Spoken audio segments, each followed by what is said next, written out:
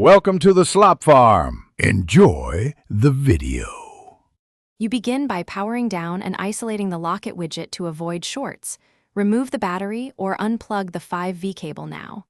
Put on an ESD strap and clear a flat, well-lit workspace so parts stay organized. Use a small Phillips and a plastic spudger to pop the back plate. Keep screws in labeled piles 1/6 so reassembly is exact.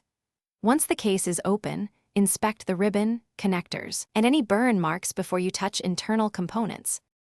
Now you diagnose by methodically checking connectors and power rails so you know what to fix. Reseat the ribbon cable and ensure 0. 5mm clips are fully closed. Loose ribbons cause intermittent failures. Visually inspect solder joints and capacitors for cracks or bulges and look for corrosion around ports. Use a multimeter to test the 3V and 8V rails under typical load. If a rail drops, you'll trace back to regulators or shorted components. Finish by replacing the failed component or reflowing a crack joint with a temperature-controlled iron. Use flux and avoid excess heat to protect nearby parts. Once repaired, reassemble the Locket widget carefully in reverse order, torque screws evenly and reconnect the battery or 5V supply. Power it up and run a full boot, verify sensors and connectivity, then perform a 10-minute stability run to confirm the fix.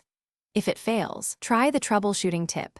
Check for cold solder joints under magnification and reflow them. Thanks for watching. Consider subscribing if we helped you today.